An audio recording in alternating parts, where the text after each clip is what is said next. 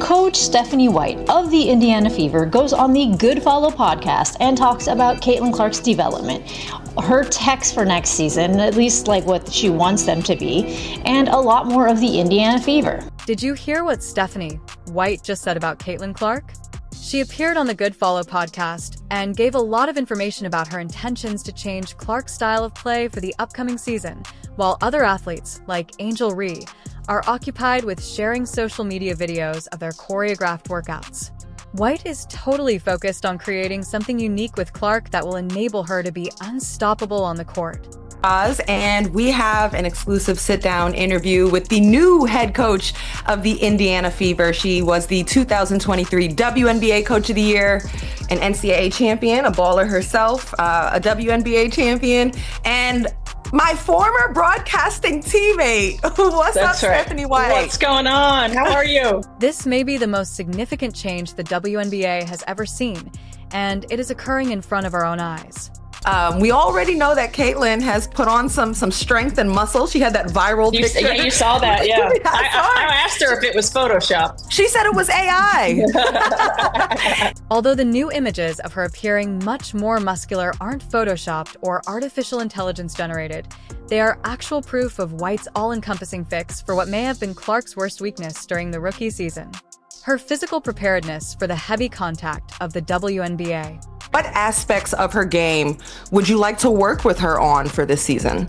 Yeah, I mean, certainly getting stronger was one. You know, the level of physicality in the W is totally different. That's the way that teams have to try to keep her off balance. Remember how defenders would constantly bump Clark off her spots during the previous season? Those physical altercations turned into a major issue that opponents relentlessly pursued. Every time Clark attempted to establish distance, defenders would body her, throwing off her timing and rhythm. By the fourth quarter of games, this constant physical pressure would wear off, leaving Clark unable to continue being effective when it counted most. Low center of gravity. You know, there are times where she plays a little bit upright, making sure core strength and her ability to move with time under tension and stay in a low center of gravity is important. Lateral movement, like one of the challenges that we're coming to her with right away is on the defensive end of the floor. Use your size, use your length. You've got to that's got to be a priority, right? That's got to be a priority to play both. White made fixing this pattern the main goal of her off-season development plan. The strength training regimen she has put in place emphasizes lateral movement and core stability, which are precisely what Clark needs to keep her balance when defenders try to knock her off her path, much like a sculptor carefully cutting away flaws. The remarkable thing about this transformation is that White has confirmed that the muscle Clark is adding serves a specific basketball purpose, allowing her to absorb contact while maintaining her offensive advantage. White is systematically improving Clark's physical foundation to withstand the league's intense contact. It was not AI, but from somebody that does work in post, if you kind of shift up the contrast a lot, it really pumps up what you're seeing. Not that she didn't pump up, but it just kind of accentuates. The program places a lot of emphasis on building core strength, which is the fundamental building block that enables athletes to stay in control when facing physical obstacles.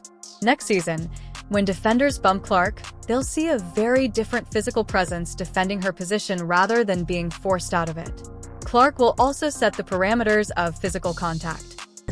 Obviously, you can see just how much physically bigger Caitlin Clark has gotten. And again, there's no crazy pictures here.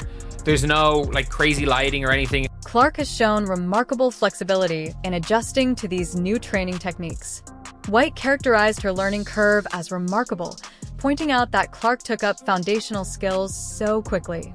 White even compared Clark's focus and work ethic to that of Kobe Bryant, a player renowned for his unwavering dedication to progress. I mean, we've got a short-term kind of list and we got a long-term kind of list, but Caitlin, I remember from the very first day when we were working on balance and we were working on footwork and we were looking at all those things, from day one to day two, she had it. Wow. She's a perfectionist and she wants it and she's going to work on it. So that long list might get shorter every day we're in practice. Caitlin Clark and Angel Ree's approaches to the off-season couldn't be more different from one another. While Ree is busy creating the ideal social media postings with glamorized exercise videos, Stephanie White didn't mince words and just told it like it is. Clark is working diligently away from the cameras, changing her game completely from the inside out. Angel Reese, back in the gym, working on her pull-up, bang. Working on her midi, working on her mid-range game, 15 to 17 feet out, being able to create some space for herself. Yes, this looks embarrassingly slow. No, it is not in slow motion. This is just what we have to work with right now. By the end of her rookie season, White is essentially rebuilding it from the ground up like a master builder creating a blueprint for greatness, which is the difference between creating a superstar and merely maintaining one. You have to respect White's candor here.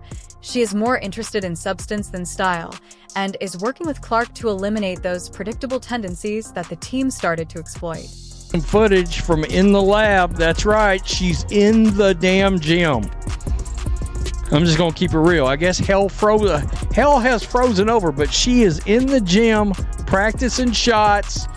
And as you can imagine, there's real reaction to this. This entire circumstance demonstrates why Indiana hired White to build their franchise's cornerstone. She is systematically addressing Clark's game's shortcomings in order to broaden her attacking toolset and make it impossible for opponents to predict her next play. In the meantime, Rhea is receiving attention on social media, but the true question is whether or not she is improving as a basketball player. In order to become the most complete player she can be, White appears to be responding well to the question that strength is only one piece of the puzzle. Clark is also working on a number of other things, such as honing her footwork, tightening her handling, increasing her finishing at the rim, and even enhancing her defensive game. I think from just a straight basketball perspective, making sure that we help her diversify, her finishing ability, diversify in the way that it's not predictable. Did you understand that she is breaking down the foundations of Clark's game, figuring out the patterns that defenders began using last season, and methodically getting rid of them one by one? This isn't about band-aid solutions. Rather, it's about a complete overhaul that will force opposing coaches to come up with new defensive plans. To hear, because everybody knows the thing with Caitlin that made her so good was that everyone knows what she's doing and they can't stop it. If she's going left, she wants to shoot the step back. If she goes right, she wants to go to the basket.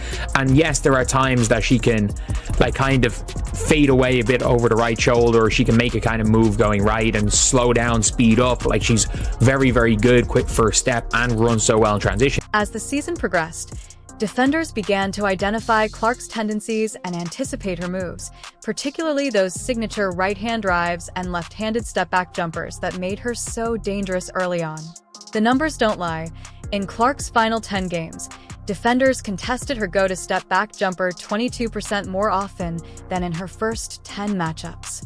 This isn't just random, though. It's evidence that WNBA defenses were getting used to Clark's style.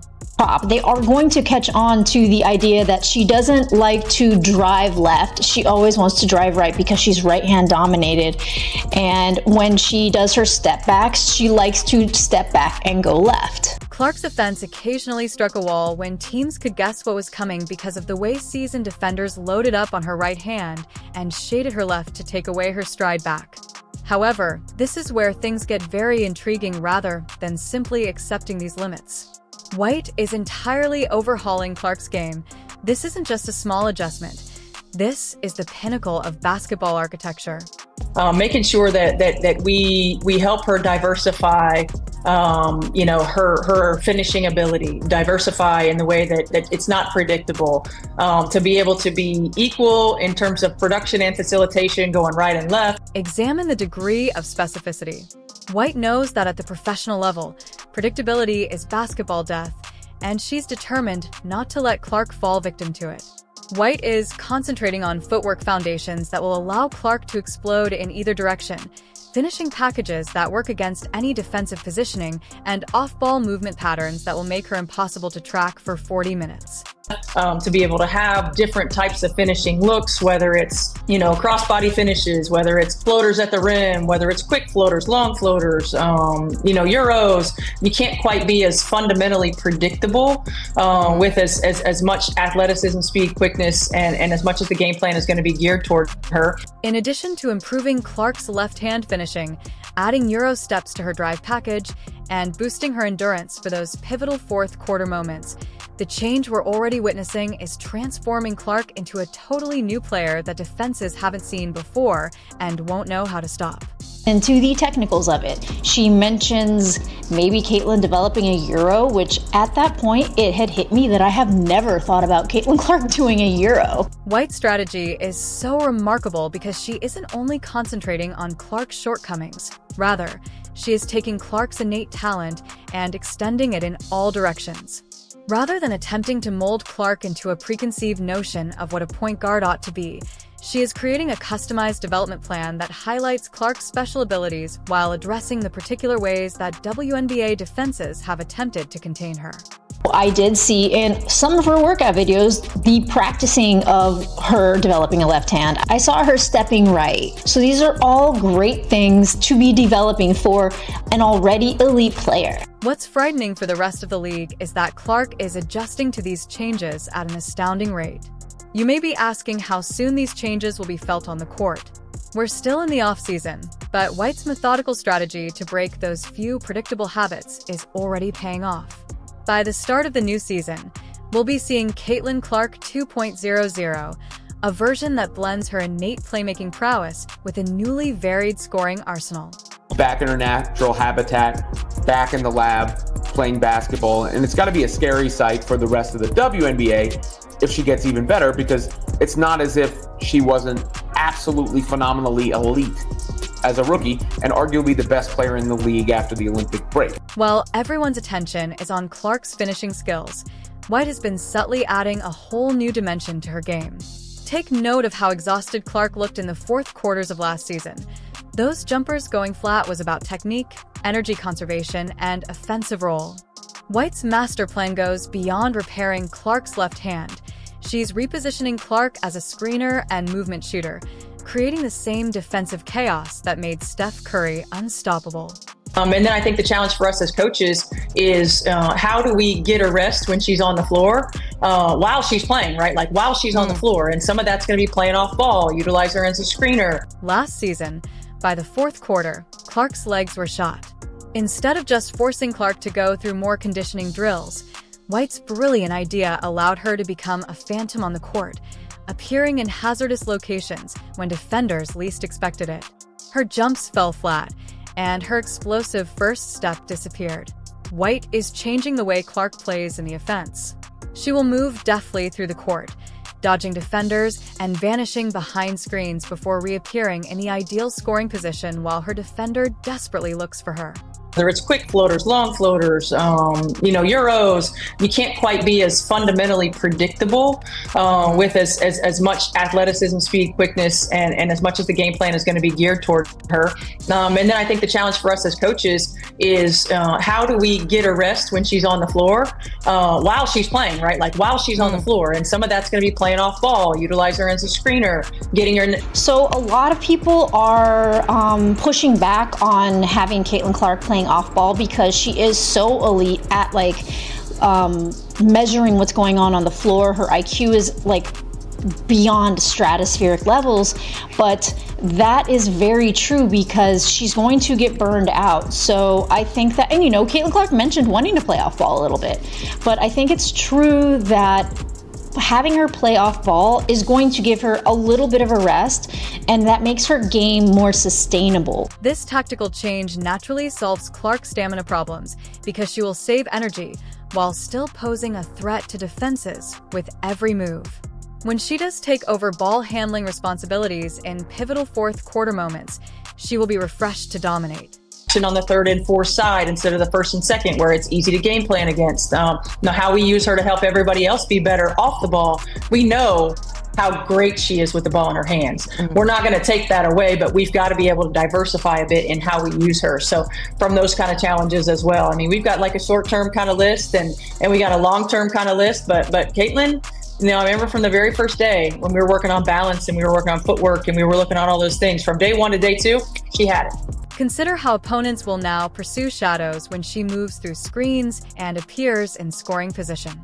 Last season, they could load up when Clark had the ball. Every defensive blunder turns into a scoring opportunity when her defender loses sight of her. When defenders chase Clark through screens, fearing that they will lose her. It gives teammates an inherent advantage. The Fever offense then revolves around how Clark's gravity distorts defensive structures even when the ball is not present. This strategy's many advantages are what make it so brilliant. Along with her physical transformation and left-handed development, Clark maintains her intensity, becomes less unpredictable, provides opportunities for teammates, and still uses her exceptional playmaking when it counts most. Clark turns into a nightmare for opponents in basketball. To see what the plan is, what is going to be happening, and it gives us an idea of what to expect for the next season for the Indiana Fever. Here's what we're actually witnessing with Stephanie White's strategy towards Caitlin Clark. It goes beyond simply correcting a few mistakes or learning some new techniques. White is constructing something much larger, something that will be able to compete with everyone in the league for years to come. This isn't a patch job, rather, it's architecture. Have you noticed how White frequently discusses systems rather than just personal development? With Clark at its core, she is building a basketball ecosystem that can compete with anyone in the league. That is dynasty talk, and it is a championship vision, all the while the social media highlight reels garner all the attention. When you really think about it, this is what distinguishes true basketball minds from the rest of the coaches who only care about winning. White and Clark are in the gym setting the groundwork for something that could change the WNBA's power structure for the next 10 years. White is planning for the next 3, 4, and 5 years, and she views Clark as the foundation of a championship machine in addition to being a star player. The real question isn't whether Clark will improve next season, that is certain, but rather how many championship banners this grand scheme will eventually hang in Indiana.